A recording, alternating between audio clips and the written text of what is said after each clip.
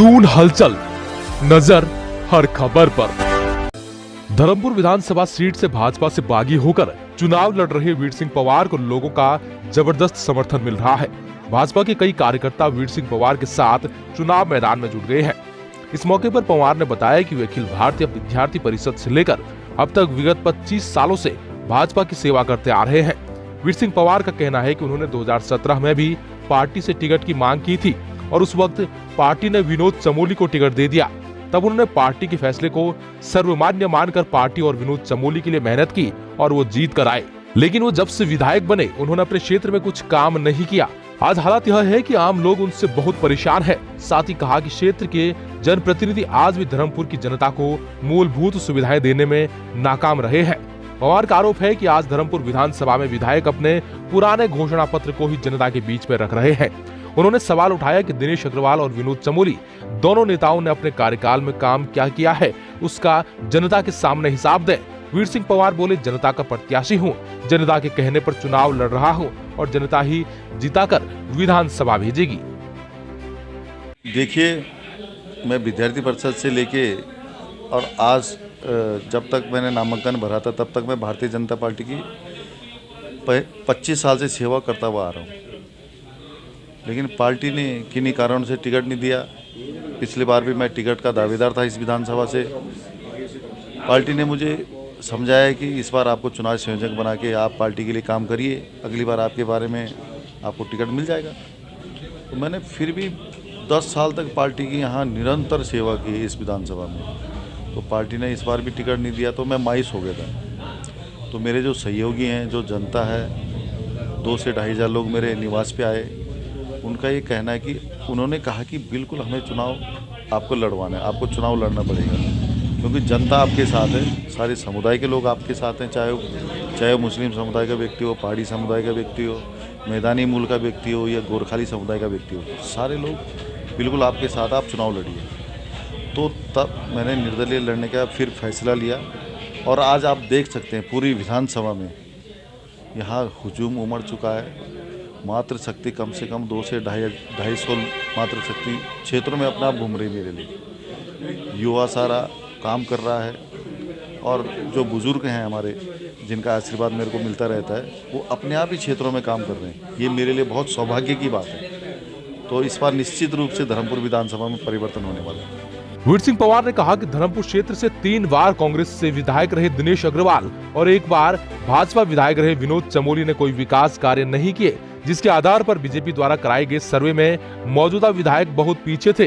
फिर भी पार्टी ने विधायक के दबाव में उन्हें ही प्रत्याशी बनाया है, जिसका खामियाजा भाजपा को भुगतना पड़ेगा और इस बार निर्दलीय के तौर पर उन्हें जनता का समर्थन मिलेगा।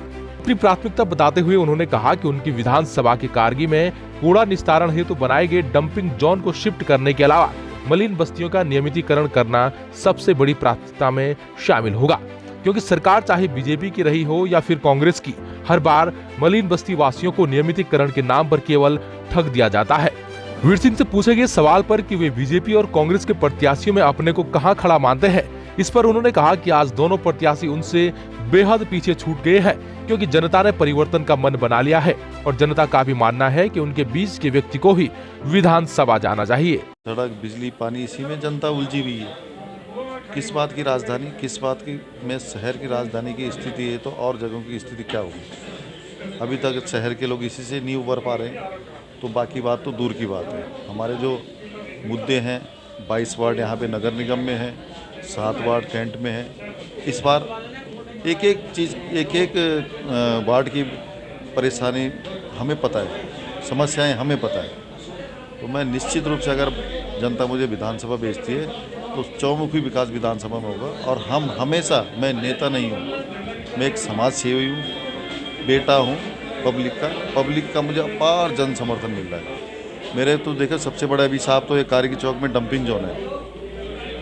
सबसे बड़ी उपलब्धि ये रहेगी इस क्षेत्र के लिए कि क्योंकि ये क्षेत्र के आसपास आप देख सकते हैं, यहाँ आसपास इतनी बदबू आती है, लोग परेशान हैं। लोगों ने धरने भी दिए लेकिन कुछ हो नहीं पाया। प्राथमिकता रहेगी। और दूसरा, जितने भी ये मलिन बस्तियाँ, इनका नियमितीकरण, जो मेरी अपील आप देख सकते हैं, इनका नियमितीकरण, क्योंकि गरीब हमेशा बेवकूफ़ बंधा हुआ है। हर बार दोनों सरकारों के मुद्दे रहते हैं कि इनको नियमितीकरण करेंगे, लेकिन हुआ क्या? तो कई मुद्दे हैं विधानसभा में, मेरे अपील पे आप देख सकते हैं। खासकर हमने तो उन लोगों के लिए, गरीब लोगों के लिए, जो वो लोग भी हमारे साथ कंधे से कंधा मिला के चल सके, आगे आए, उनके लिए खासकर विशेष ध्यान रखा जाएगा। इस समय दोनों लोग बहुत पीछे छूट चुके हैं, क्योंकि आप देख सकते हैं तमाम हुजूम सड़कों पे उतर गया है और जनता ही परिवर्तन चाहती है। इस समय व्यक्ति विशेष लोग ये देख रहे हैं कि हमारे बीच का व्यक्ति विधानसभा जाएगा जो हमारे सुख दुख में खड़ा रहे, क्योंकि नाम बड़े दर्शन छोटे वाली बात है। बड़े नाम जरूर हैं, लेकिन किसी के सुख दुख में कभी खड़े नहीं रहते। मैं तो जनता का सेवक हूँ, समाज सेवी हूँ, जनता के बीच हमेशा खड़ा रहता हूँ, इसलिए जनता मुझे पसंद कर रही है और जनता इस बार परिवर्तन करके रही है। गौरतलब है कि वीर सिंह पवार विगत कई वर्षों से धर्मपुर की जनता की सेवा में जुटे हुए हैं और उनकी क्षेत्र में एक मजबूत पकड़ भी है। वहीं कोरोना काल में वीर सिंह पवार ने घर घर जाकर लोगों की मदद की है। साथ ही वीर सिंह पवार पहाड़ी प्रजामंडल के अध्यक्ष हैं और जितनी मजबूत पकड़ पहाड़ी वोटरों पर है, उतनी ही मजबूत पकड़ उनकी मैदानी वोटरों पर भी है।